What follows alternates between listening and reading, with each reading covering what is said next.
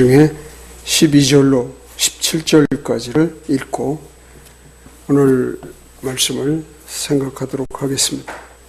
12절입니다. 내 형제 곧 히브리 남자와 히브리 여자가 내게 팔려서 6해 동안 너를 섬겼은즉 너는 7째 해에 그를 놓아주어 너를 떠나서 자유롭게 가게 할 것이요 내가 그를 보내어 너를 떠나서 자유롭게 할 때에 그가 빈손으로 가게 하지 말고 내 양떼에서와 타작마당에서와 포도즙 틀에서 그에게 후히 줄지니 곧 주 내 하나님께서 내게 복을 주실 때에 주신 것 중에서 그에게 줄지니라.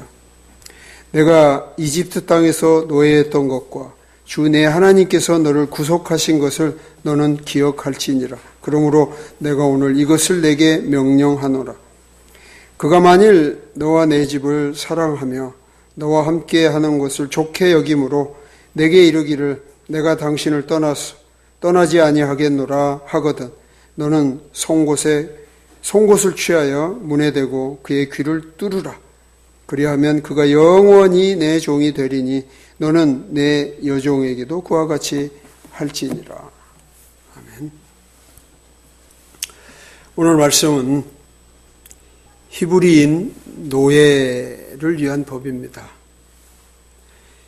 다시 한번 12절을 우리가 읽어보면 내 형제 곧 히브리 남자나 히브리 여자가 내게 팔려서 이렇게 되어 있습니다. 지금 모세가 이스라엘 백성에게 주는 그러한 명령이요 법이지만 히브리 노예에 대한 규정입니다. 이스라엘 백성에게 있는 외국인 신분의 노예가 아니다. 그것을 강조하는 것입니다. 이스라엘 백성 가운데 형제 노예가 있었다는 사실을 우리가 인정할 수밖에 없습니다. 왜냐하면 그래야 이 오늘 말씀이 지금의 우리에게 적용을 충분히 줄 수 있기 때문입니다.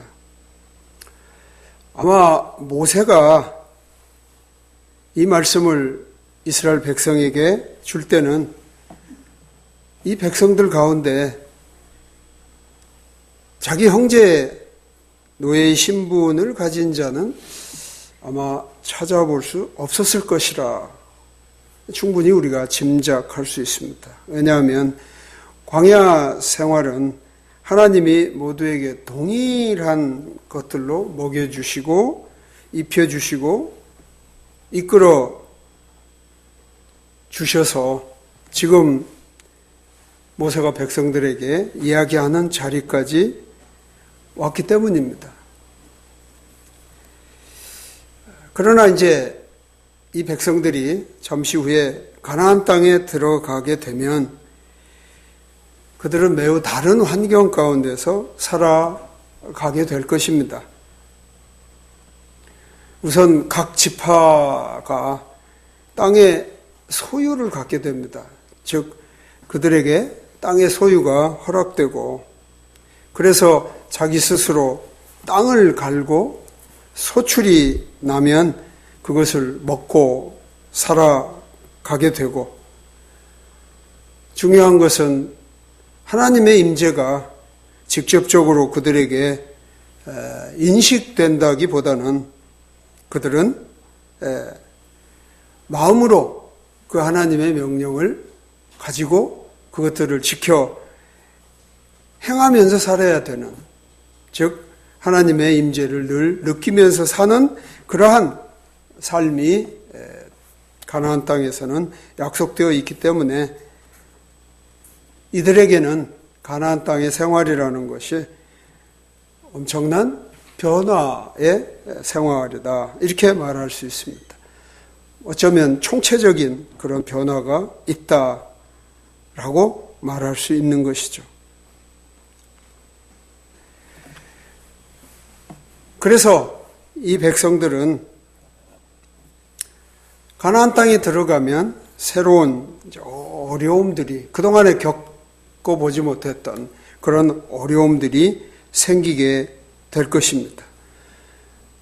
아직은 이 가나안 땅에 들어가기 전에는 모세가 가나안 땅에서의 어떤 상황들을 계속 이야기하지만 사실 감이 제대로 잡히지 않는 막연한 일들입니다. 물론 어떤 것은 그 생활에서의 연장되어 살아가는 그런 것도 없지 않겠지만 많은 것이 총체적으로 변화된 어떤 것들을 경험하기 때문에 지금 그러한 것들을 대비해서 혹은 그러한 것들을 미리 지금 모세가 대언을 해주고 있는 일입니다. 사실 그래서인지 모세는 줄기차게 가나안 땅에서의 그들의 어떤 위험, 또 그들이 반드시 지켜야 되는 것들, 이런 것들을 반복해서 이야기하고 있습니다. 그런 것들이 제대로 되지 않을 때 갖는 어떤 저주, 이런 것들을 원치 않고 그것들을 잘 지켜서 복으로 그것들을 가져가기 위한 그러한 권면을 끊임없이, 경고를 끊임없이 하고 있다고 볼 수 있습니다. 그래서 15장에서도 우리가 앞에 4절에, 5절에 보면 이렇게 이야기하고 있습니다. 내가 주의하여 주 내 하나님의 음성에 귀를 기울이고 내가 이날 내게 명령하는 이 모든 명령을 다 지켜 행하면 그리하시리라. 그리하신다는 게 뭐예요? 4절의 이야기입니다. 너희 가운데 가난한 자가 없을 때까지 그리하라. 주 내 하나님께서 내게 상속재산으로 주사 소유하게 하신 땅에서 주께서 내게 큰 복을 주시리니. 여기서 지금 이 얘기의 초점은 바로 우리가 지금 오늘 얘기하고자 하는 7년 채의 면제년을 갖게 하는 것, 이걸 끊임없이 하도록 그렇게 이야기를 하고 있습니다. 이러한 이야기를 이제 이 백성들은 듣고 가나안 땅에 들어가서 살게 될 것입니다. 우리는 가나안 땅에 산 이 백성들을 한번 이미 신앙생활 가운데서 익히 알고 있는 부분이기 때문에 우리는 그거를 한번 생각해 볼 수 있습니다. 이스라엘 백성이 가나안 땅에 들어가서 삽니다. 정확히 얼마의 시간이 흘렀는지 셈하기는 어렵습니다. 그러나 쉽게 오랫동안 그들이 가나안 땅에서 살게 됩니다. 그들이 소유를 가지고 그 소유를 가지고 경작을 하고 거기에 나오는 소출을 먹고 이런 생활들을 하면서 각자가 형편에 차이가 생기게 됩니다. 잘 살고 못 살고, 많고 적고, 잘 되고 못 되고, 성공하고 실패하고, 이런 차이들이 서로 눈으로 보고 느낄 수 있게 됩니다. 그래서 없는 자는 있는 자의 밑에 들어갈 수밖에 없습니다. 그것이 곧 여기서 말하는 히브리 남자나 여자가 히브리 사람의 노예가 된 상태를 말하고 있습니다. 그래서 앞에서 이야기한 원리대로 그들이, 노예들이 6년 동안 주인, 자기 형제입니다. 주인을 섬기다가 7년째 되면 주인이 그들을 내보내는 이러한 것을 반드시 지키도록 이야기를 하고 있습니다. 즉 7년째 되면 노예에서 자유의 몸이 되게 하라는 그런 명령이며 법입니다. 그래서 13절에 보면 내가 그를 보내어 너를 떠나서 자유롭게 할 때에 그가 빈손으로 가게 하지 말고 7년 돼서 노예에서 자유몸으로 허락하는 것뿐만 아니라 빈손으로 가지 못하도록. 즉 어떻게 보면 옷을 잘 입혀서 손에 먹을 것을 주어 보내라. 뭐 이렇게 이야기하는 것입니다. 옛날에는 의복이 자기가 누구냐는 것을 나타낸다고 그랬죠. 그래서 노예는 노예 옷을 입었을 거예요. 그게 어떤 천편일률적으로 마치 유니폼처럼 되어 있는지는 잘 모르지만 딱 보면 노예라는 걸 누구나 알 수 있는 그런 의복이었을 겁니다. 그래서 옷을 갈아입히고 먹을 것을 주어 보내라고 말하고 있습니다. 그러니까 그가 누구에게도 노예로 보이지 않도록 하는 이런 것이겠죠. 또 더 적극적으로는 14절에 보면 주인이 하는 일입니다. 내 양떼에서와 타작마당에서와 포도즙 틀에서 그에게 후히 줄지니 곧 주 내 하나님께 내게 복을 주실 때 주신 것 중에서 그에게 줄지니라 했습니다. 즉 주인이 가진 것을 그 노예에게 일부 주는 겁니다. 이거는 주인의 상에 참여하는 그런 모습입니다. 주인이 먹던 것을 이 노예도 이제 자유한 몸이 되었으니까 먹을 수 있다는 거죠. 아마 이 노예가 떠날 날을 기약하고 그 노예에서 해방되어 자유몸이 되었으면 아마 주인이 먹을 때 어이 누구씨 같이 밥 먹읍시다. 아마 이렇게 했을 거라는 거죠. 그러나 6년 동안 노예된 자가 7년째 자유의 몸을 허락하면 한시라도 빨리 나가야 되겠죠. 그래서 밥 먹으라 해도 아니에요. 저 나가기 급합니다. 그래서 아마 주인이 먹는 것 그거를 싸서 충분히 먹을 수 있도록 주라는 그런 이야기라고 봅니다. 예수님도 누가복음에서 종이 어떤 자세인 줄 설명했습니다. 밭에서 일하고 들어오고 늦은 시간이지만 주인 위해서 밥 차리고 밥 들여다 주인한테 바치면 주인은 밥 먹고 하인은 옆에 서서 노예는 옆에 서서 주인이 뭐 시킬 거 없는지 기다리는 그러면서도 나는 무익한 종입니다 라고 외쳐대는 그런 것이 바로 종이라고 했습니다. 주인과 함께 도저히 밥을 같이 먹을 수가 없습니다.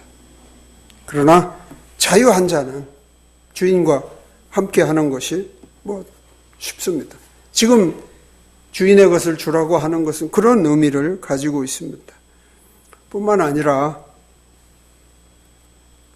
여기서 강조하는 것은 주인이 가진 것도 결국은 하나님으로부터 받은 것이기 때문에 이렇게 하는 것이 마땅하다고 이야기를 하고 있습니다.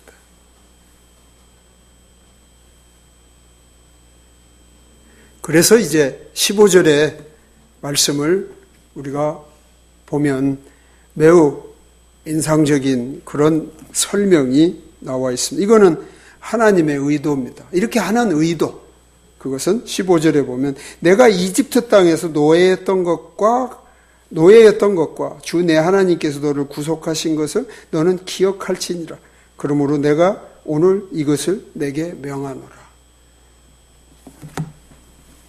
히브리 노예를 7년째 되면 자유한 몸으로 그가 손에 들고 갈 것을 주고 또 주인이 다루고 주인과 함께하며 주인의 상에 들여놨던 그런 것들을 이 종에게 주어 보냅니다. 이렇게 하는 이유, 바로 그 주인도 이집트에서 노예였다는 겁니다. 이 히브리 노예도 동일한 그런 사람이고 주인도 동일한 처지에 있었다는 것입니다.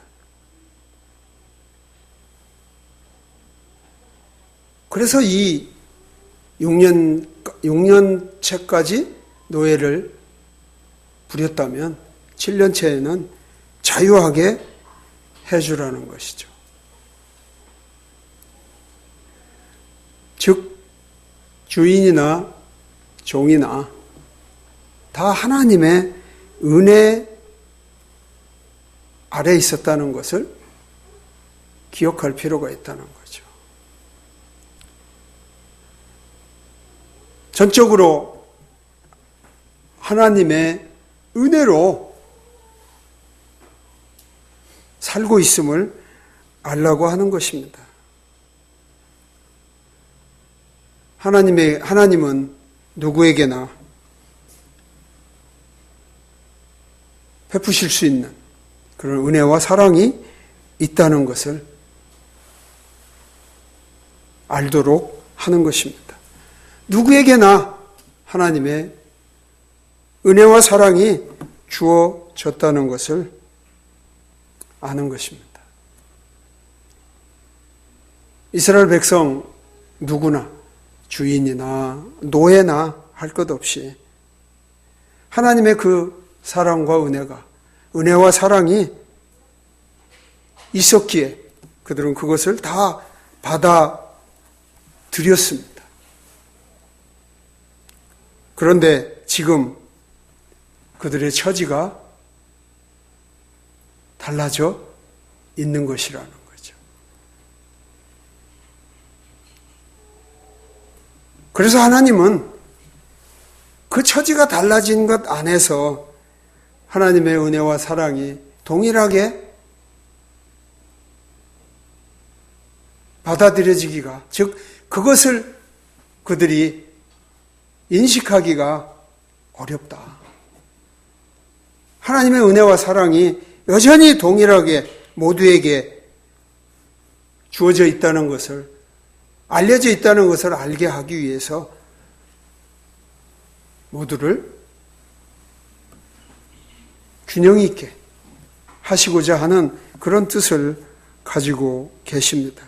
그래서 지금 이 히브리 사람들에게 노예에 대한 면제년을 가르치고 있는 것입니다. 우리가 이 얘기하려는 것은 지금부터입니다. 이런 상태인데 16절에 보면 그가 만일, 여기에는 그 문맥의 흐름상 그러나라는 말이 꼭 들어가면 아주 좋을 걸로 여겨집니다. 그러나 그가 만일 너와 내 집을 사랑하며 너와 함께 하는 것을 좋게 여김으로 내게 이르기를 내가 당신을 떠나지 아니하겠노라 하거든. 이렇게 소개되어 있습니다. 내가 여기 있는 것이 좋습니다.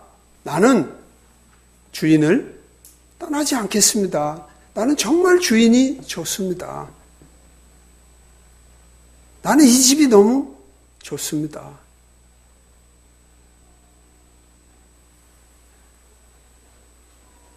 라고 여긴다면 그는 또 17절의 이야기죠. 17절에는 여기도 그 앞에 그러면 뭐 이런 말이 좀 있으면 훨씬 좋은 연결이 될 것입니다. 영어 성경에는 then이라는 그러한 접속사를 사용해서 연결을 자연스럽게 하고 있습니다. 그러면 너는 송곳을 취하여 문에 대고 그의 귀를 뚫으라. 그리하면 그가 영원히 내 종이 되리니 너는 내 여종에게도 그와 같이 할지니라. 오늘 여러분 제목에 보면 물음표를 하나 이렇게 쳐놨습니다. 성경을 잘못 보고 이렇게 해놓은 것처럼 여겨질지 모르겠지만 의미가 있습니다. 오늘 말씀의 내용에 좀 진지함을 위해서 물음표를 해놨습니다. 16절의 이야기는 무슨 얘기냐면 내가 여전히 당신의 노예로 살겠습니다. 이런 뜻이거든요.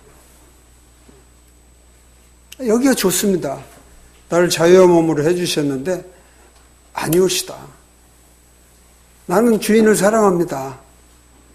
나는 이 집이 너무 좋습니다. 나는 이렇게 사는 것이 너무 편합니다. 이러한 생각을 가지고 그는 그 집에 그 노예로 머물기를 원하는 것입니다. 자기 선택이라고 하는 것을 우리는 여기서 유념해야 됩니다. 자유 몸을 주인이 줍니다. 그런데 어떤 사람이 어떻게 선택을 한다는 거죠.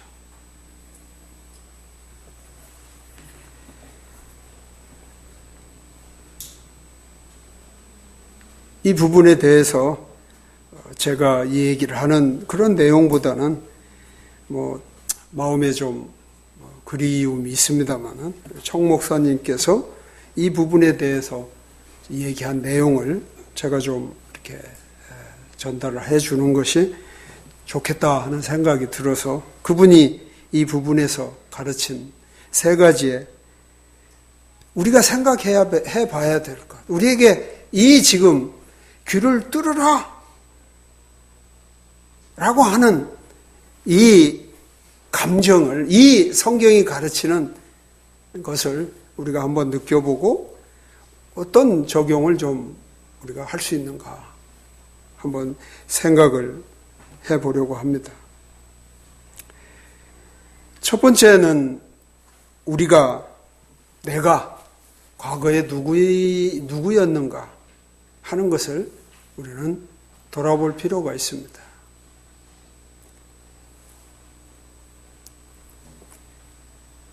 우리 모두는 다 동시에 또는 한꺼번에 죄의 노예였습니다. 그렇죠? 물론 지금 구원받은 자로서 죄의 노예는 아닙니다. 만약에 그런데도 불구하고 만일에 우리가 죄의 노예인 것처럼 내가 나를 인식하고 있으면 이건 상당한 문제가 있는 겁니다. 지금의 내가 바른 신앙생활을 잘 못하고 있다는 인식을 우리가 갖는 거는 괜찮습니다. 괜찮다는 것은 그래도 된다는 게 아니라 그래도 나의 신앙생활이 구원받기 이전으로 돌아가지는 않은 거니까요. 여전히 구원받은 상태에서 우리가 생각들을 할 필요가 있는 거지만 우리의 과거 하나님을 모르고 하나님과 원수되고 하나님께는 도저히 나갈 수 있는 힘이 없을 때 그때 우리는 죄의 노예였습니다. 죄의 노예에 있을 때는 우리가 당연히 예수 그리스도로 말미암은 이 면제년과 같은 그러한 일이 생겼어요. 우리는 생겼죠. 또는 아직도 믿지 않는 자들에게는 그런 생길 수 있는 그런 기회가 있습니다. 그래서 한번 우리가 과거 죄의 노예에 있을 때를 생각해 보면 히브리서 2장 9절 같은 말씀을 우리가 떠올릴 수 있습니다. 그분께서 죽음의 고난을 당하시려고 천사들보다 조금 낮게 되셨다가 영광의 존귀로 관을 쓰신 것은 하나님의 은혜로 말미암아 모든 사람을 위하여 죽음을 맛보려 하심이라. 그러니까 죽음의 공포가 믿지 않는 자들에게는 누구나 있는 거예요. 그게 사탄의 괴계죠. 그 공포를 계속 주는 거. 근데 예수 그리스도로 말미암아서 그 평생 사단의 괴계에 노예가 돼서 살아갈 수밖에 없던 우리를 그 노예의 상태를 깨트려 버리심으로 내가 거기에서 자유한 자가 되는 이런 것이 우리에게 있었다 하는 거죠. 로마서 6장 12절에는 그러므로 너희는 죄가 너희 죽을 몸 안에서 군림하지 못하게 하여 몸의 정욕 안에서 죄에게 순종하지 말라고 했습니다. 왜냐하면 우리는 죄의 노예였던 우리가 그리스도와 함께 십자가에 못 박혔기 때문에 우리는 죄의 노예 안에 있을 수가 없는 상태가 되었습니다. 죄의 노예 상태에 있다고 하는 것은 바로 그리스도가 나를 위해서 죽으시기 이전에 나의 상태를 말하고 있는 겁니다. 그럼에도 불구하고 내가 나의 주인을 좋아한다든지 내가 육체 안에 사는 삶을 좋아한다든지 내가 죄 안에 살기를 원하는 이러한 것을 선택하면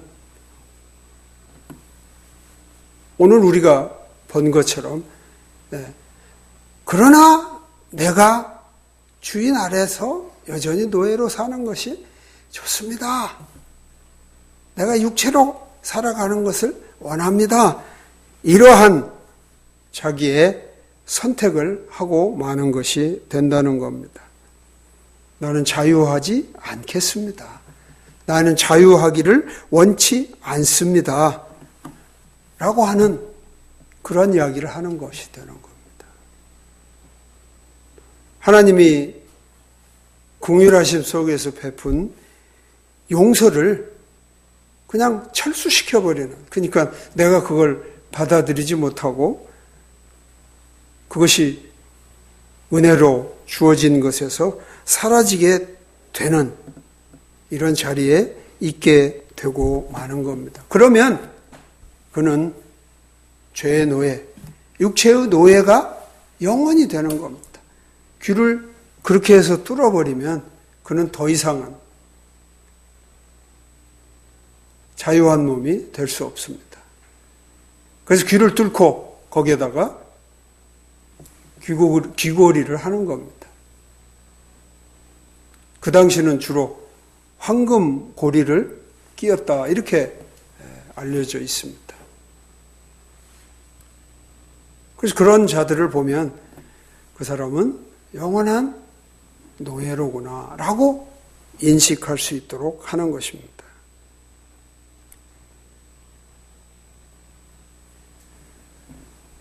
그러나 하나님은 분명히 성경에 말씀하시기를 그런 사람들의 어떤 하나님께 대한 하나님의 긍휼과 사랑을 베푸는 것에 대해서 대항하고 있는 그런 일에 대해서 결코 사람과 계속 대항하여 싸우고자 하시는 분이 아니라고 우리는 창세기에서 봅니다. 내형이 항상 사람과 다투지 아니하리라.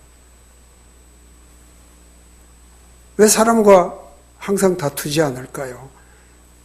그 사람을 이제 더 이상 하나님이 관심 밖에 둔다는 이야기입니다. 그리고 로마서 1장 22절로부터 쭉 말씀을 보면 우리가 그런 것을 충분히 알 수 있습니다.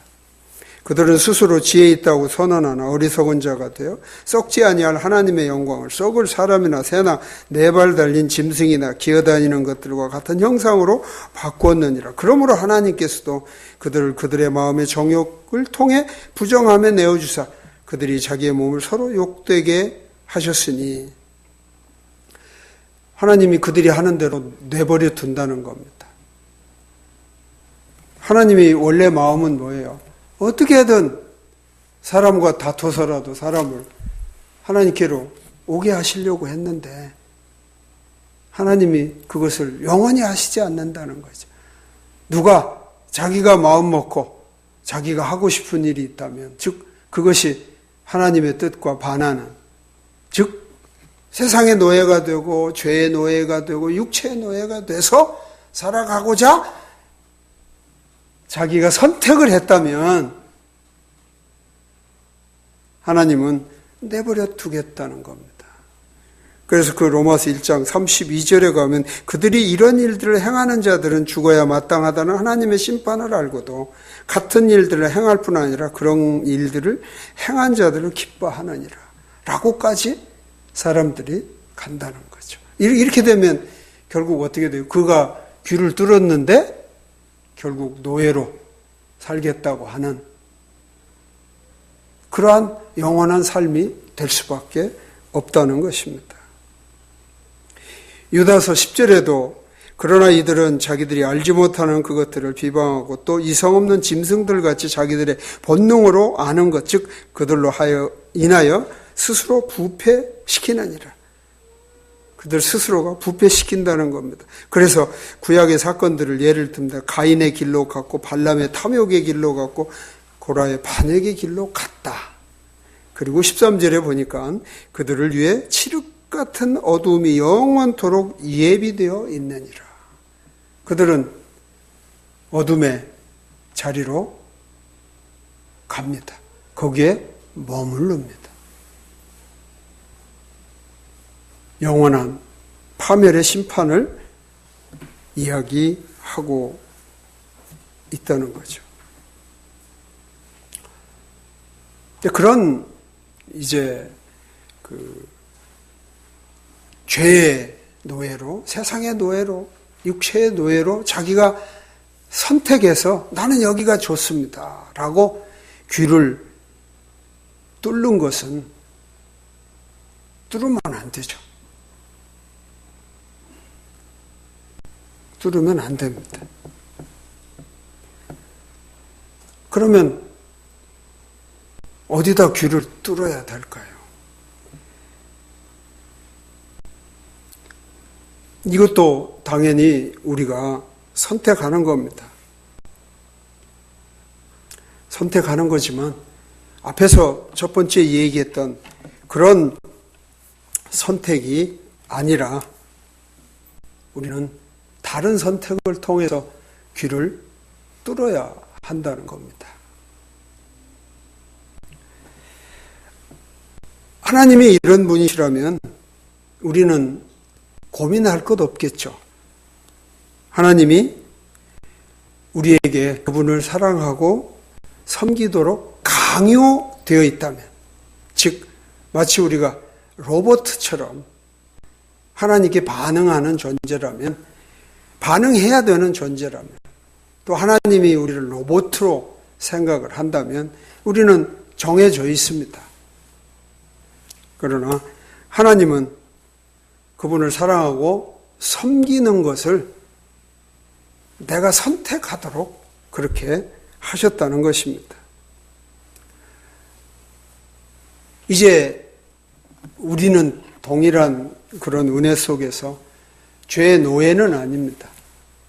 세상의 노예는 아닙니다. 육체의 노예는 아닙니다. 적어도 그런 것에 지배당하여 아무것도 할 수 없는 그런 존재는 아닙니다.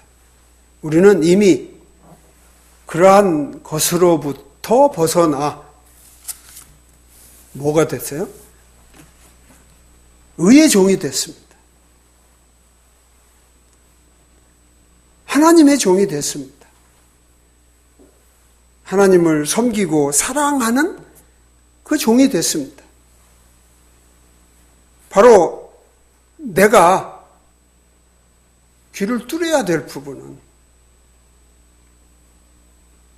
내가 귀를 뚫어야 되는 이유는 바로 이 노예가 영원히 되기 위한 그러한 귀를 뚫는 일이 있어야 됩니다. 요즘에는 남녀 구분 없이 또 노소 구분 없이 귀를 뚫어요. 훨씬 많아졌습니다. 하나 양에 앉혀서 몇 개씩도 귀를 뚫는 사람들이 있습니다. 그런 사람들에게 아주 강력하게 좀 요구하는 것은 자기 좋아해서 자기 좋음대로 또는 세상의 유행대로 또는 세상의 혹은 그것들이 죄의 어떤 그 영향으로 귀를 뚫지 말고 하나님의 노예가 되기 위해서, 의의 종이 되기 위해서 영원히 그러한 종이라고 하는 것을 나타내는 귀 뚫음이 있기를 참 바랍니다. 그래서 귀를 뚫는다는 건 퀘스천이죠. 좋은 것으로, 즉 영원한 생명을 의의 신실한 종이 되기 위해서 뚫는 것, 좋은 일이죠. 그래야죠. 그러나 세상에, 죄에, 자기 육체, 자기의 어떤 중심에 그런 것을 선택하여 귀를 뚫는 일은 절대 금해야 될 그런 일입니다. 내가 주님을 사랑합니다. 그분은 나에게 너무나 좋으신 분입니다. 그분은 나의 필요를 항상 돌보십니다. 그래서 그분을 섬기는 것이 즐겁습니다. 여기가 내가 있어야 할 자리입니다. 라고 하면서 선택을 해서 당신의 노예가 영원히 되고 싶습니다. 라고 하면서 귀를 뚫어야 한다는 거죠. 우리는 성경에 보면 훌륭한 사도들이 자기들의 서신서를 통해서 계속 자기는 예수 그리스도의 종이라는 이야기를 즐겨 사용하고 있습니다. 그래서 종으로 예수 그리스도와 묶이기를 원하고 있습니다. 우리도 주의 종이라는 말을 너무나 좋아합니다. 일면 주의 종이라는 것이 말은 겸손한데 지위나 신분은 아주 높은 자리에 있고자 하는 그런 야심에서 주의 종이라는 말을 쓰곤 합니다. 이렇게 말하는 것 때문에 그렇습니다. 왜 주의 종을 저렇게 무시하냐고 이렇게 얘기를 하는 건 전혀 맞지 않죠. 무시당해야 됩니다. 그래야 내가 하나님의 강함으로 능력이 나타날 수 있기 때문에. 만약에 여러분도 서로를 위해서 종이라 이렇게 말할 때는 거기에는 다른 경어가 따라갈 이유가 없어요. 종이 높이 올림을 받으면 어떻게 돼요? 주인은 얼마나 높임을 받아야 될까요? 아무튼 우리가 훌륭하게 보는 또 따르고 싶은 많은 성경의 사람들은 그들이 예수 그리스도의 종이라고 말하기를 매우 기뻐했습니다. 그것은 곧 정말 예수 그리스도의 귀가 뚫리는, 즉 그분께는 영원한 종이 되고 싶은 그런 자세에서 말했다고 할 수 있습니다. 그런데 이것이 주님께 대한 그러한 섬김에서만 나타나는 것이 아니라 다른 이웃을 우리가 섬기는 데에도 반드시 이러한 그리스도의 종으로서의 그러한 태도가 나타나야 됩니다. 사실은 내가 종이 될 거냐 말 거냐 이게 우리한테 문제가 아니라 내가 누구를 섬겨야 할 것이냐 하는 것이 우리에게는 더 중요한 문제입니다. 우리는 이미 그리스도의 종이 되었기 때문입니다. 아직 그런 관계라고 확신하지 못하면 지금 잠깐 여러분들이 생각을 멈추고 그것을 돌아보셔야 합니다. 말씀을 듣는 이 시간도 그렇다면 문제가 있는 거죠. 그래서 지금 우리는 적어도 그런 고백은 있어야 됩니다.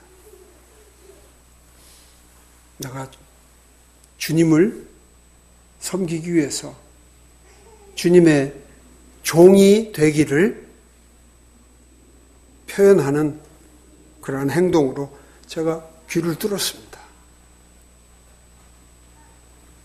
그런 자들에게 오늘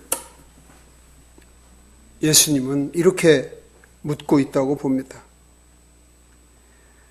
내가 섬기는 자가 예수 그리스도냐? 사탄이냐? 예수 그리스도냐? 내 육체냐? 예수 그리스도냐? 죄냐? 예수님도 말씀하시기를 두 주인을 섬길 수 없다고 했습니다. 마태복음 6장 22절에 아무도 두 주인을 섬길 수 없나니 이는 그가 그 주인을 미워하고 저 주인을 사랑하거나 혹은 이 주인을 떠받들고 저 주인을 업신여길 것이기 때문이라. 너희가 하나님과 마음을 겸하여 섬길 수 없느니라. 지금 여러분을 지배하고 있는 여러분을 종으로 부리고 있는 그 존재가 누구냐, 누구에게 지배를 당하고 있느냐 하는 것은 늘 우리가 생각해야 되는 심각한 고민이요. 그리고 매 순간 선택의 그러한 의지적인 결단을 내보여야 하는 그런 일입니다. 그래서 바울은 또한 로마서 6장 16절에서 너희 자신을 누구에게 종으로 내어주어 순종하게 하면 너희가 순종하는 그 사람의 종이 되는 줄을 너희가 알지 못하느냐. 혹은 죄의 종으로 사망에 이르고 혹은 순종의 종으로 의에 이르느니라 라고 했습니다. 아담과 하와가 하나님의 말씀에 불순종해서 뱀의 유혹으로 그 말을 따랐던 그때의 한번 상황을 살펴보시기 바랍니다. 거기에서 이 로마서 6장 22절의 모습이 잘 보인다고 생각합니다.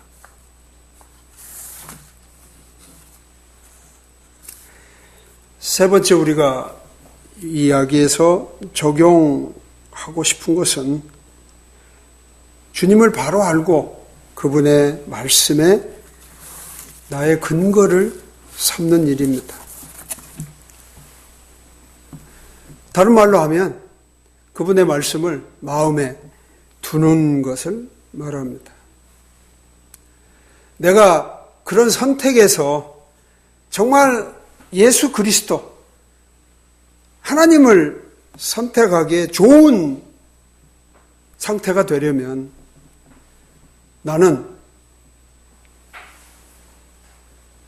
예수 그리스도와 온전하게 묶일 필요가 있습니다.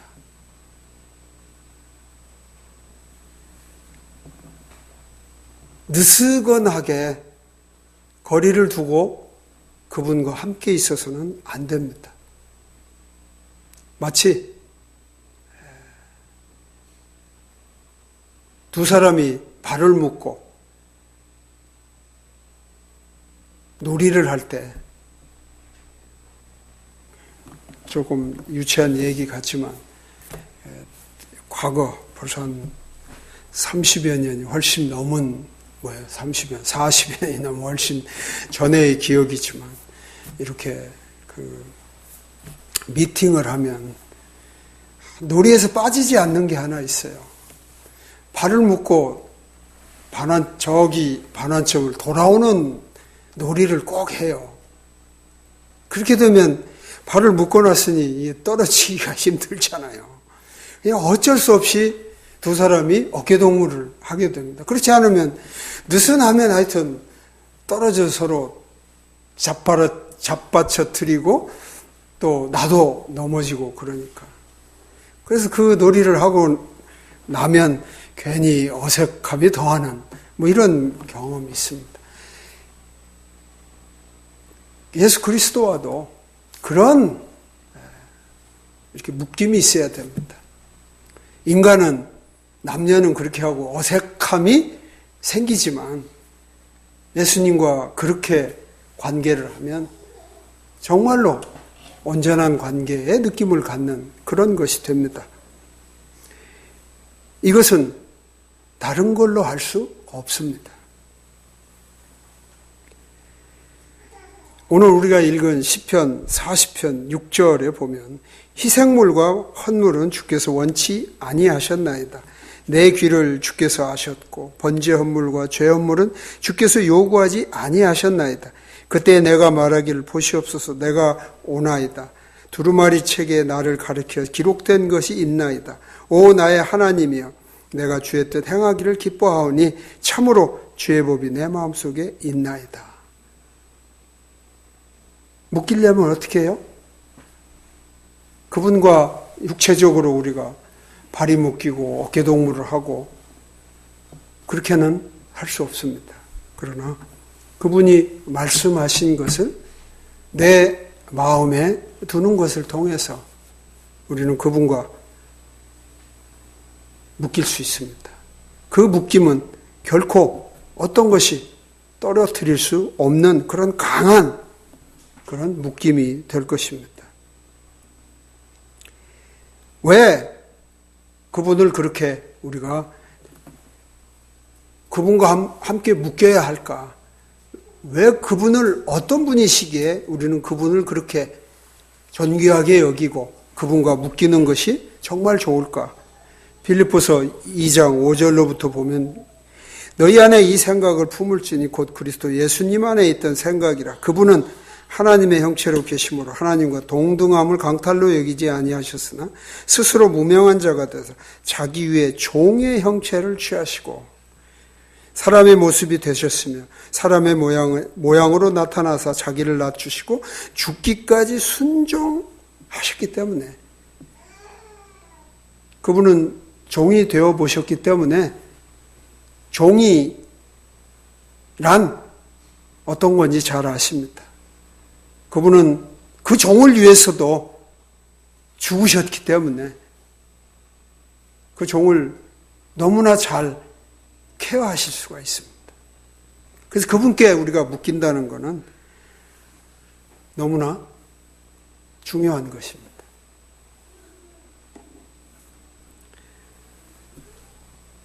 예수님은 자신이 스스로도 한 분에게 온전하게 묶여서 살으셨던 분이라 하는 것으로도 우리가 그분은 묶임이라는 것이 무엇인지를 너무나 잘 아시는 그런 분이시기 때문에도 우리는 그분에게 묶이는 것이 필요합니다. 요한복음 6장 38절에 예수님이 이렇게 말씀하십니다. 나는 내 뜻을 행하려고 하늘로부터 내려오지 아니하고 나를 보내신 분의 뜻을 행하려고 내려왔느니라. 하늘로부터 내려오셨어요. 그런데 자기 뜻을 행하려고 한 게 아니라 하나님의 뜻을 행하려고 하셨다. 하나님과 묶인 자신을 소개합니다. 여러분은 어떠세요? 여러분은 어느 만큼 구원받은 자로서 예수님과 묶여 있습니까? 예수님이 사마리아 여인을 만났습니다. 굳이 사마리아를 통과하지 않으셔도 됐는데 그때는 사마리아를 통과하신다고 했습니다. 그래서 사마리아 여인을 만나고 여인과 우물가에서 얘기하면서 그 여인을 진정으로 구원받게 하십니다. 그때 제자들은 잠깐 먹을 걸 사러 근처로 갔습니다. 그래서 그 당시에 사마리아 여인과 예수님은 두 사람만이 거기에 있었습니다. 그래서 제자들이 와서 먹을 것을 내놓고 잡수시라 이렇게 이야기하십니다. 그랬더니 예수님이 나에게는 너희가 알지 못하는 먹을 양식이 있다. 그 제자들이 아니 그 사이에 누가 예수님께 먹을 걸 갖다 드렸나 라고 했습니다. 34절에 보니까 내 양식은 나를 보내신 분의 뜻을 행하고 그분의 일을 끝마치려는 것이니라.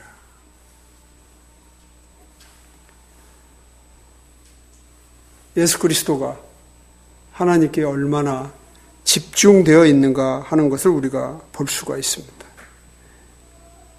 5장 30절에도 보면 내가 아무것도 스스로 할 수 없노라. 내가 내 뜻을 구하지 아니하고 나를 보내신 아버지의 뜻을 구하노라. 예수님께서 가장 그의 혼이 괴로웠을 때가 바로 십자가를 지시는 그때였습니다. 그때마저도 그분은 지금 내 혼이 괴로우니 내가 무슨 말을 하리요? 아버지여 이때로부터 나를 구원하여 주옵소서. 그러나 내가 이런 까닭으로 이때까지 왔나이다. 아버지여 아버지의 이름을 영화롭게 하옵소서 하시니 이 하늘에서 음성이 나서 이르되 내가 이미 그를 영화롭게 하였고 다시 영화롭게 하리라. 그분은 내 뜻대로 하지 마옵소서. 아버지의 뜻대로 행하기를 원하나이다. 아버지 하나님께 묶인 예수 그리스도가 아버지의 뜻을 위해서 자신이 하는 일이 전부 또 그분의 말씀이 곧 자신의 양식이 되어 살아가는 것을 우리에게 가르치신 것처럼 우리가 구원받은 자로서 또 영원히 주의 종으로서 귀를 뚫은 자로서 우리는 지금 예수 그리스도와 묶임이 되어서 그분을 철저하게 신뢰하고 그분의 말씀이 우리 안에 있고 또 그분의 말씀을 우리가 계속 들음으로써 그 말씀이 우리가 이 땅에 살아가는 동안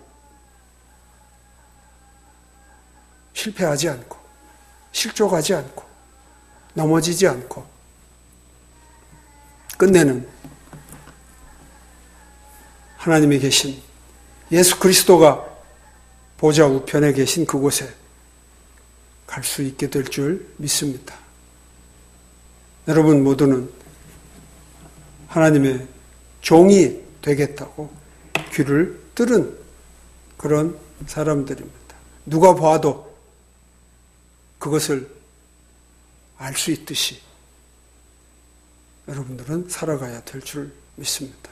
기도하겠습니다. 하나님 아버지, 은혜를 감사합니다. 구원받은 것에 대해서 참으로 주님 감사를 드립니다.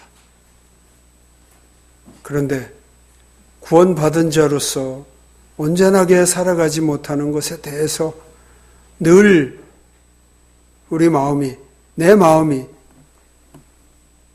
무겁습니다. 주님이 주신 마음이 아님을 알 수 있습니다. 주님은 우리에게 평안을 주셨는데 우리의 마음이 평안치 못하면 우리의 마음을 해집는 그러한 악한 괴계가 있다는 것을 알고 이것을 극복하고 승리하기 위해서는 우리가 과거에 어떤 사람이었는지 늘 돌아보게 하시고 지금 내가 그래서 변화되어 어떠한 상태인 것을 깨닫게 하시며 이러한 상태를 주님 만날 때까지 거룩하게 순결하게 지키기 위해서 우리 안에 하나님의 말씀이 거하고 그 말씀이 능력 있게 나의 삶을 이끌어 갈 수 있게 되기를 주님 간절히 원하오니 오늘도 주신 말씀이 그러한 삶을 살아가는데 유익한 그러한 힘이 되게 하옵소서. 예수님 이름으로 기도합니다. 아멘.